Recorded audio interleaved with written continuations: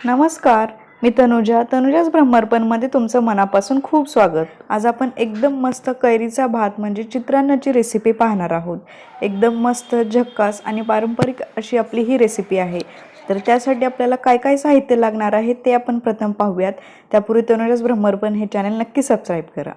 तर चित्रान्न बनवण्यासाठी आपल्याला 2 कप तांदूळ लागेल, आंबट कैरी मध्यम आकाराची 1, खोवलेला ओला नारळ 1 कप, अर्धी वाटी चणा डाळ, अर्धी वाटी शेंगदाणे, 2 चमचे उडद डाळ, 1 चमचा हळद, मोहरी 1 चमचा, साखर 1 चमचा, जिरे 1 चमचा, आवडीनुसार हिरव्या मिरच्या, कढीपत्ता, कोथिंबीर, लिंबू रस, तेल, हिंग, चवीनुसार मीठ.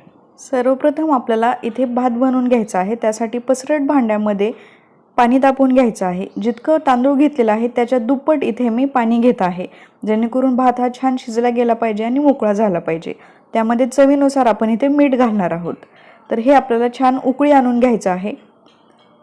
तर पाण्याला उकळी आल्यानंतर आपण इथे तांदूळ घालणार आहोत. इथे मी बासमती तांदूळ घेतलेला आहे, ज्याच्यामुळे आपल्याला भात हा मोकळा फटफटीत मिळेल. या रेसिपीसाठी चित्रान्नासाठी भात आपल्याला मोकळाच बनवायचा लागेल. त्यासाठी इथे बासमती तांदळाऐवजी तुम्ही इतर कुठलाही तांदूळ घेतला तरीही चालेल, फक्त तो मोकळा झाला पाहिजे. त्यानंतर आपण इथे ज्या उकळलेल्या पाण्यामध्ये तांदूळ घालून छान भात शिजवून घेणार आहोत आणि थोडंसं आपल्याला याच्यामध्ये लिंबू रस पिळून घ्यायचा आहे, ज्याच्यामुळे भात जो आहे तो खूप छान होईल. आणि त्याचसोबत आपल्याला इथे चमचाभर साजूक तूप आपण इथे घालणार आहोत. तर ह्याचा छान आपल्याला भात हा शिजवून घ्यायचा आहे.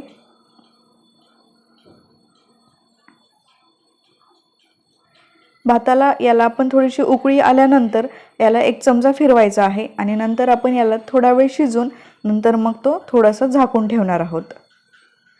आणि आपण मध्यम आचेवर भात इथे शिजवून घेतलेला आहे. तर आपला हा छान भात शिजून झालेला आहे. तुम्ही पाहू शकता एकदम छान भात बनवून तयार झालेला आहे. आता हा शिजलेला भात आपल्याला एका परातीमध्ये पसरवून तो पूर्णपणे थंड करून घ्यायचा आहे.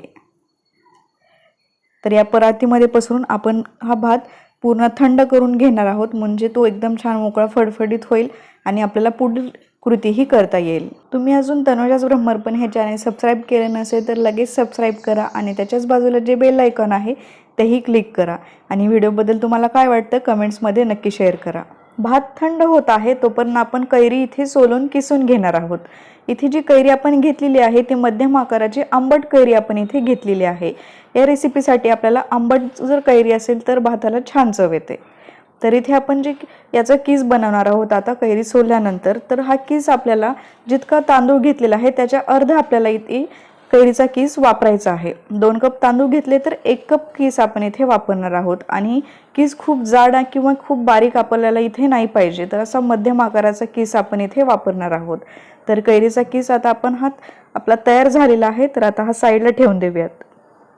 आणि इथे मी जी चणा डाळ घेतली होती, अर्धा वाटी चणा डाळ ही मी अर्धा ते पाऊण तास ही साध्या पाण्यामध्ये भिजत घातलेली आहे. आणि शेंगदाणे सुद्धा अर्धा ते पाऊण तास मी हे डाळ भिजवतानाच हे पण भिजवलेले आहेत. तर आपला भात पण छान हा थंड झालेला आहे आणि एकदम छान मोकळा पण झालेला आहे. तर आता आपण याच्यामध्ये थोडंसं मीठ घालणार आहोत. भात शिजवतानाही आपण मीठ घातलेलं आहे, पण पुढील जे साहित्य घालणार आहोत त्यासाठी आपण इथे मीठ घालत आहोत.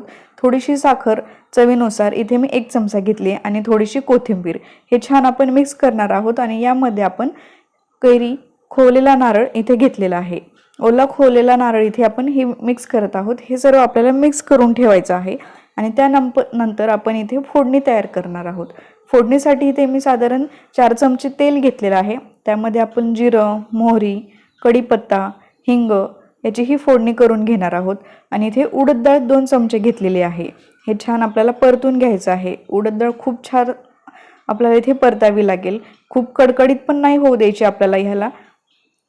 आणि यानंतर आपण इथे जी भिजवलेले शेंगदाणे आणि चणा डाळ आहे ते त्याचं पाणी काढून ते निथळून याच्यामध्ये घालणार आहोत.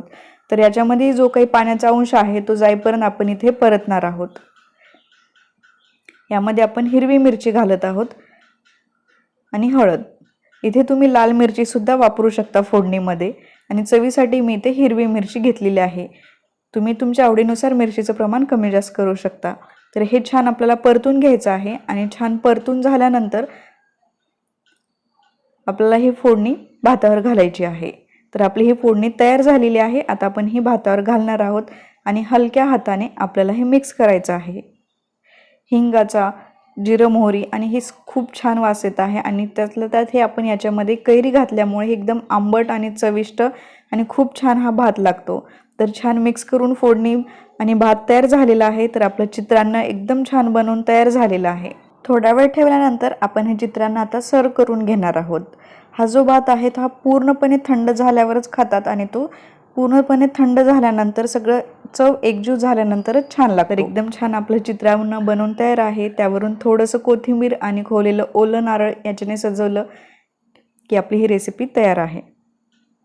तर नक्की करून पहा आणि कशी झाली ते कळवा। आता पाहूयात आजची आपली टिप। तर भजी तेलकट न होण्यासाठी भजीमध्ये भजीच्या पीठ बनवताना थोडासा लिंबू रस घालावा। वरील दिलेले जे बॉक्स आहेत तिथे नवीन नवीन व्हिडिओ पाहण्यासाठी क्लिक करा, जेणेकरून त्याही छान छान व्हिडिओज तुम्ही पाहाल। व्हिडिओ आवडला असेल तर लाईक करायला बिलकुल विसरू नका आणि तुमचं मत कमेंट्समध्ये नक्की सांगा। तर पुन्हा भेटूयात अशाच एका छान रेसिपीसोबत आणि एका नवीन टिपसोबत। तोपर्यंत खुश राहा आणि हेल्दी राहा।